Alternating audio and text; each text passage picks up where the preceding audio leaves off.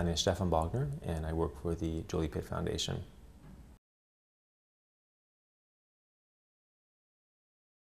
So I think it's really important for people to share their experiences in all parts of the world on what does healthy parks, healthy people actually mean, and how to put it into practice.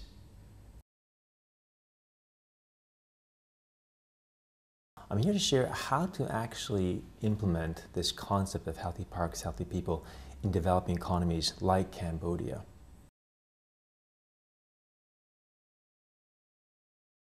Well, I'm actually here, like I said, to share the experiences of Cambodia, how to implement healthy parks, healthy people in a developing economy.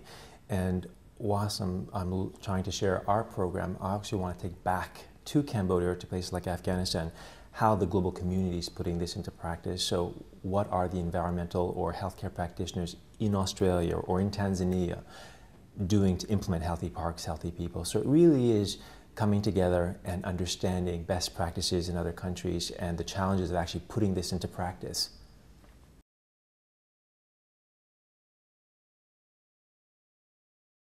All sessions have been fantastic. The problem is you don't know which one to attend because they all touch on either a specific theme such as healthcare and even healthcare, there's mental health, there's physical health. So there's a diverse group of sessions and you want to attend all of them. So they've all been fantastic. So it really is difficult to actually select one over the other.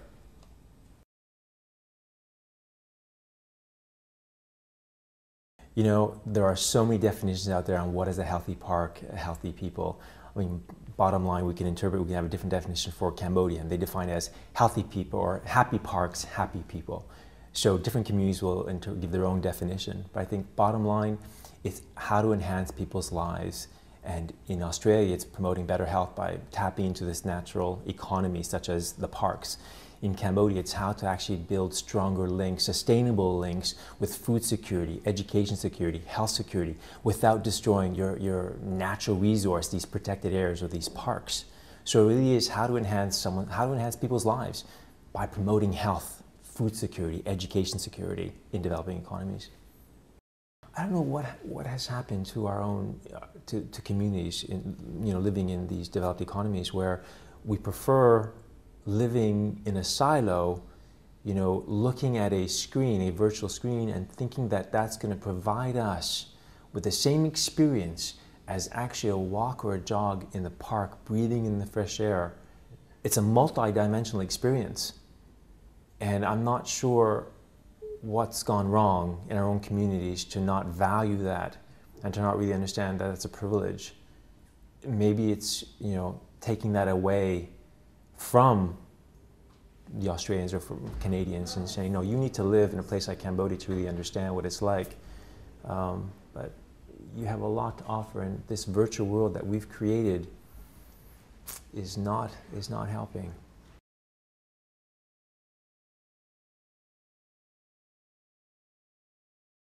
I think we have to come together as a global community. I think we have a shared responsibility to act globally, and we're not seeing that. It seems like you're seeing many parts of the world, or many communities are disconnecting their responsibility to act collectively to promote national parks, to promote protected areas or wilderness, or see the value that these wilderness areas, these protected areas have on social well-being, on the people, on the communities.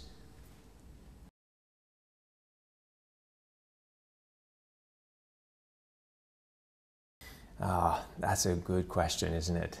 How to coexist? How can we develop sustainably our economies without destroying our natural economy? How can we build these links, these sustainable links to food security, education security? How can we minimize our consumption where we can actually start really enhancing and embracing sustainable development? We all understand the concept. But like I keep saying, is that we seem to disconnect our responsibility to our protected areas, to our national parks. So I'm hoping that together we can act collectively and reconnect our responsibility to these national parks, to these protected areas, or to wilderness areas.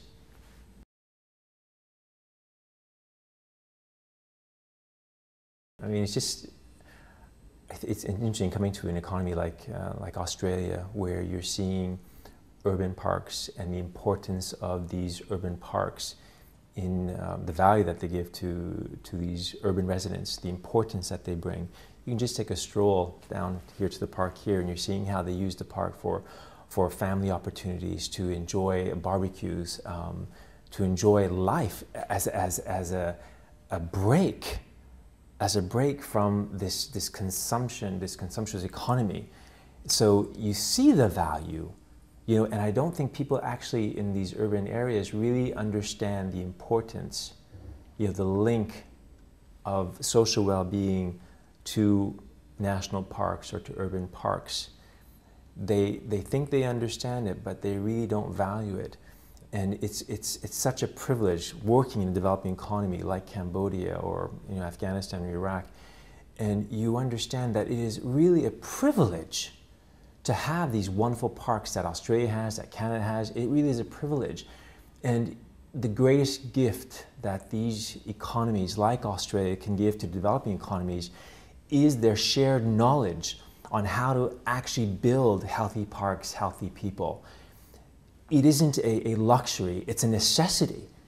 And governments, the Australian government, the Canadian government, the American governments, they need to export this great gift that we've developed in these great countries, and we need to export that gift to places like Cambodia, to places like Afghanistan. It isn't a luxury, it's a necessity. And it is our responsibility to act collectively, to give back to these struggling developing economies. That's what, you know, again, and I strongly believe it. Yeah. You know, and I see in this, just being here for 2 days, you know, running, I'm able to actually run to a park, then dive in the swimming pool, do some laps, run around the lake, and then come back to work. What a privilege is that?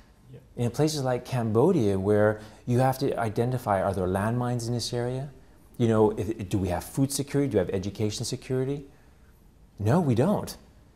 And to see a place like Cambodia, like Australia, that has all this, it's such a privilege. And I hope the Australians, like the Canadians or Americans, understand and respect this privilege and then give back. It's all about giving back. You know, life's about, you know, shared moments. And what are we doing to give back to the others? It's a collective responsibility that I strongly believe in. And I'm hoping that being here today, the Australians really recognize everything that they have. Because boy, do they have a lot. So it's been wonderful. It's been great being here. Very much enjoying my time.